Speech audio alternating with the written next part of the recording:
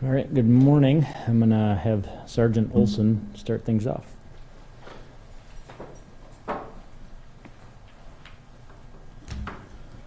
Hey, good morning. My name is Sergeant Olson, OLSEN. I'm a traffic section supervisor. I just wanted to touch base on a couple things and events going on right now over the next couple weeks. As everybody probably knows, school zones or schools are going back into session here on the 26th, at least for Sioux Falls Public Schools. And with that, for the first full 2 weeks of school, we'll again do our school zone safety awareness project. In that, we'll have a variety of extra officers working specifically school zones before and after school, conducting education and enforcement to remind people to slow down for school zones, since it's been a long, hot summer. A lot of folks aren't probably used to seeing kids on their morning commute and around schools and in the school zones. So we'd just like to spread the message that we'd like the public to keep this in mind, that some of these youngsters are starting to show up in school zones, public and private schools for that matter. And some of those have already gone into session already in the area. So it's important to keep in mind that they'll start seeing kids around these schools, and we'd like them to slow down for the school zones. As I mentioned, the large campaign is basically running August 30th through September 10th. And as I mentioned, we'll have lots of extra officers out working specifically for traffic problems around the schools. And with that being said too, school buses are another thing. A lot of folks aren't used to seeing school buses for the last few months. So please be cognizant of school buses and bus stops. And we'd like to remind people to properly stop for the school buses when they're required to do so with flashing red lights and whatnot. So please bear in mind that these young folks will be out, and with that, we'll be pretty active in those areas, especially for the first few weeks of school. Also, kind of on that note too, we'll be doing some saturation efforts as well from the Office of Highway Safety, Department of Public Safety. We're, as of yesterday, August 18th, the August mobilization has started, which basically is an effort to reduce drunk drivers by education and enforcement. This is specifically called the Drive Sober or Get Pulled Over August mobilization, as mentioned from the Office of Highway Safety. What that means is that there again we'll have some extra officers out specifically for impaired drivers and traffic enforcement in general in the city at varying times, but especially going towards Labor Day, and there again for the first few weeks of school, I think it's important that we that everyone do their part and drive safely all the time, but especially over the next few weeks while we get used to the swing of things with kids going back to school and whatnot. On that note too, just wanted to remind everyone that impaired driving is preventable. We are going to have extra officers out to do enforcement, especially around Labor Day, and I encourage folks to enjoy that holiday and have a good time, but please use resources available to them to prevent any tragedies and get where they need to safely. Those are just messages I wanted to spread on those two topics. Anybody have any questions on that? Sergeant Tom Olson, right? Travis. Travis, sorry. Okay, we didn't give us your first name. Sorry. Sorry. Yep, Travis Olson, OLSEN. Travis, Travis. Yes, sir. All right, thank you. All right, have a good day.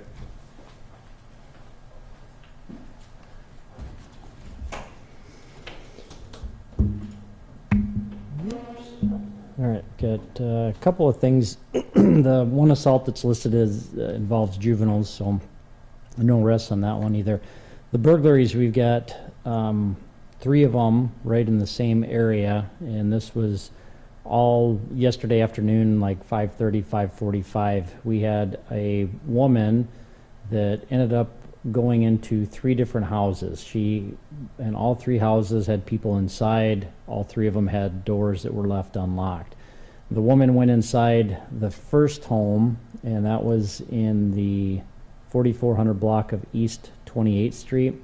She walked in, she was kind of yelling and stuff. There was a woman inside, and then the woman told the person, our suspect, to leave, and she did.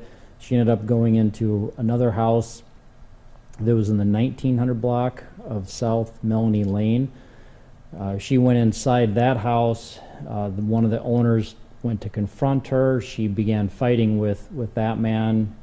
He was hit on the head. She choked him.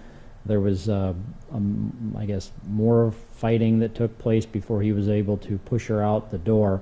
Somebody inside that house had called 911, so we had an officer that arrived that saw this woman, our suspect, and I think she was still trying to get back into that house that she had been removed from on Melanie Lane. When the officer yelled at her, she ran across the street to a different house. This was in the 4300 block of East 28th Street. And she again went through the front door, and the officer followed her, and the owner, a different owner of this house, was fighting with her. She had punched him a couple of times. Eventually they were able to get, the two of them, the officer and the homeowner, were able to get this woman out of this third house, and had other officers that showed up, and there was more fighting and struggling. That initial officer had been hit a couple of times by this woman and also bit, and eventually they were able to get her taken into custody. Once they got her to jail, she ended up kicking one of the correctional officers several times in the leg. So after everything was done, she was arrested for 2 counts of first-degree burglary. We had 2 counts of simple assault, and then 2 counts of simple assault on law enforcement. There was some other, like, obstruction and resisting arrest charges as well.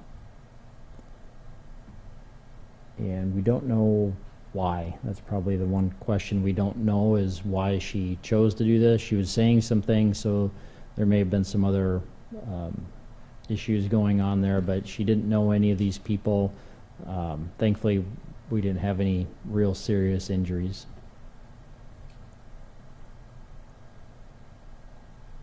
Do you know her name?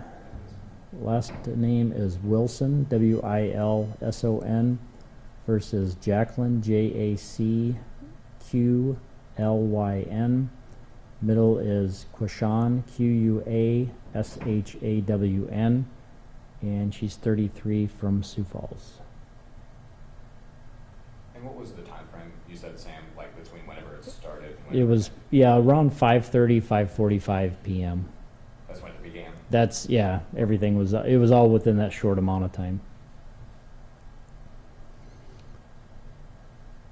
The one other burglary, that was some construction tools taken. The disorderly conducts, those are all reports.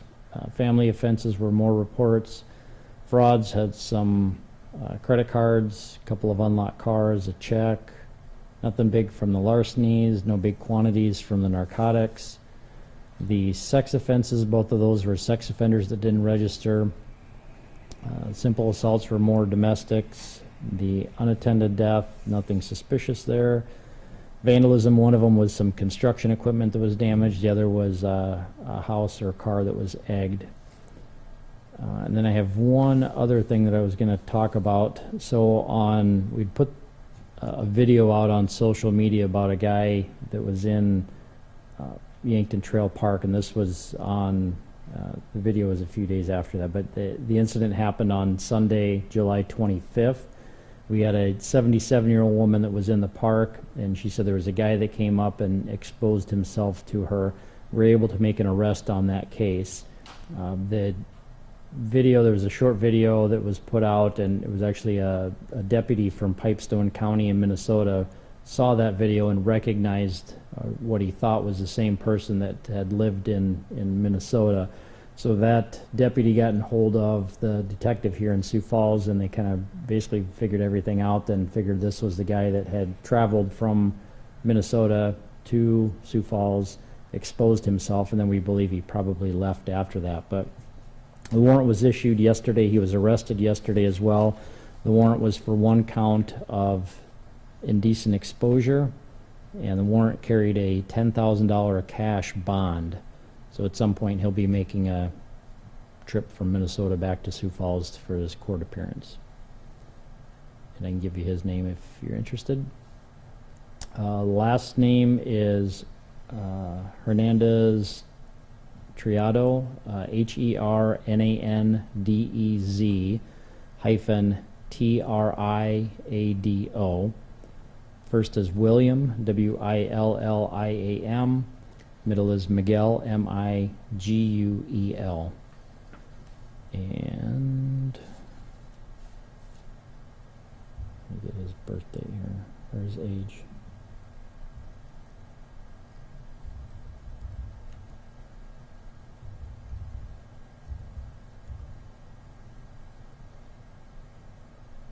He is 20 years old, from Pipestone, Minnesota.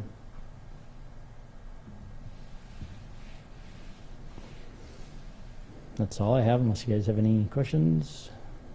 Do you have any kind of update on the person of interest in the allegations about the attack in the hotel? The hotel, yeah, no, we put the information out. I haven't had a chance to talk with the detective, so he got hold of me and we wanted that released. I kind of heard through the grapevine that we may have identified that person. At this point, we don't have any arrests or charges, so we're still investigating.